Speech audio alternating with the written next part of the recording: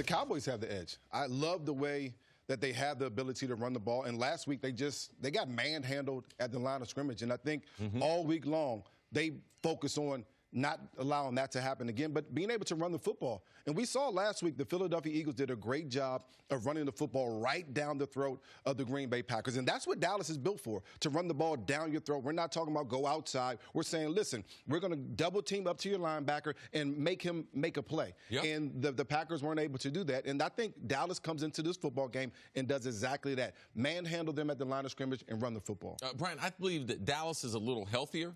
There's some question marks as far as their tackle, not their left tackle, but even their right tackle. Left tackle Tyron Smith, he's going to be out of this game with a high ankle sprain. The right tackle missed some time as far as practice. How healthy will he be? They're still a lot healthier than the Green Bay Packers because without Davante Adams, I would say that is 75% of their passing attack. Aaron Rodgers, a couple training camps ago, complained about the lack of development with the young wide receivers, and that was also after his buddy Jordy Nelson. Yep. Because Aaron Rodgers in his heyday, man, let's look at the personnel he had. Then he had Bennett at tight end. He had Jordy Nelson. He had Greg Jennings. Like, he had some real legitimate threats. It's not that way. And I do believe this will be the toughest game for Matt LaFleur to build a coach because without Davante Adams, as we could see, they did the Todd Gurley thing. He wasn't active in week number 3, so in week number 4, they tried to force feed him, and he had a monster game. If he stays healthy, I believe they pull out that win, Nick, and you probably believe that at the end of the game. So Matt LaFleur is going to have to, for the first time, really come up with a game plan because he's got to convince me that he likes running the football. Yeah. I thought Aaron Rodgers coming to the season, man, Matt LaFleur, he's a Kyle Shanahan disciple. Man, these guys run the ball. But in Tennessee, before he got there, they ran the ball. Now that he's gone, they're still running the ball. They're still running the ball. In Green Bay, where he is calling the shots, they're not running the ball. So what is the coach's identity, Jenna? I know you always like to see that, but what are they trying to do?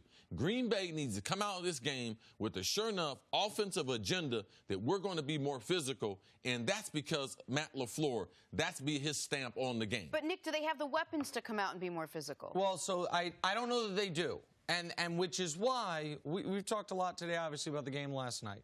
And the people who caught touchdown passes last night were Tyler Lockett, a rookie DK Metcalf who can't run side to side, a physical freak, been going straight line and do a little curl, I think you'd call banana route, the one he caught the touchdown on, where he ends up curling out to the right. A guy who, I'm not going to lie to you, I wasn't familiar with him. When I saw it, I said, D. Moore. I was like, that's not DJ Moore. He's on the, oh, David Moore. Okay, that's the wide receiver who caught it. And then running back Chris Carson. I say that to say this.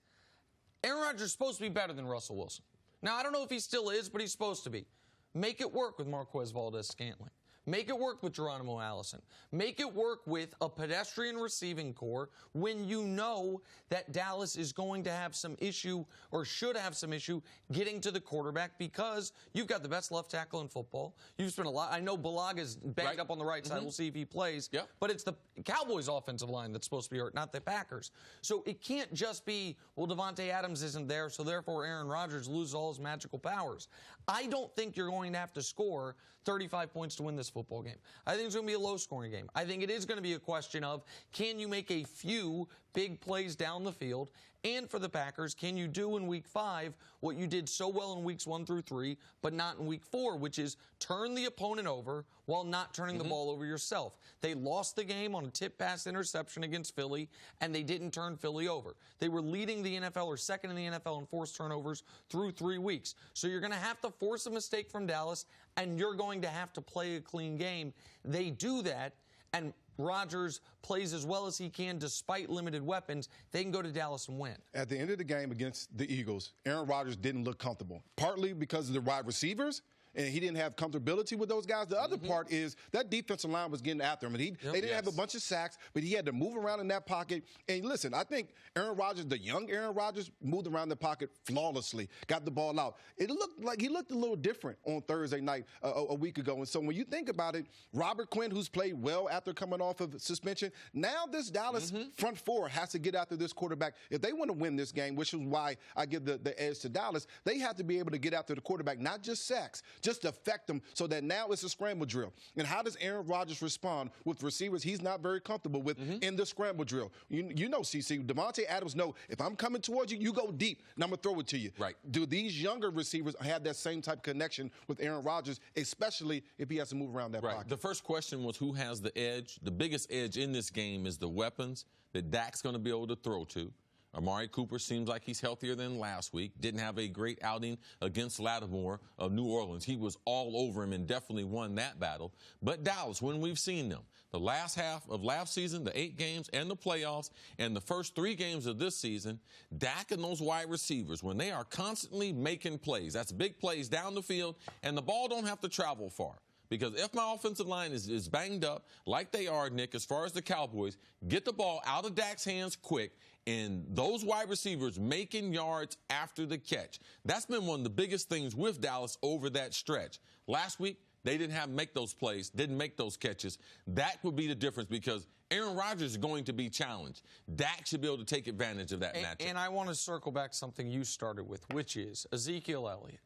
Packers have the 26th ranked rush defense. The reason they lost that Philly game is because Philly had their best rushing day of the year. Jordan Howard, of acquisition in the offseason I liked, finally looked like the Jordan Howard that I thought he could be for Philadelphia all year long in that football game. Conversely, Zeke had his worst game, you could argue, of his career against New Orleans, 18 for 35. There's in the analytics community offseason, you heard the Cowboys alluding to it. Big question about the value of running backs in 2019. How can a running back win you a game? How important is that position? Well, in this game, if you might be without both your tackles, you mentioned the wide receivers have the edge. Jair Alexander is still an elite corner in this league. Yes. And he might be able to shut down Amari or at least hamper Amari to a degree, especially if Amari is still somewhat limited.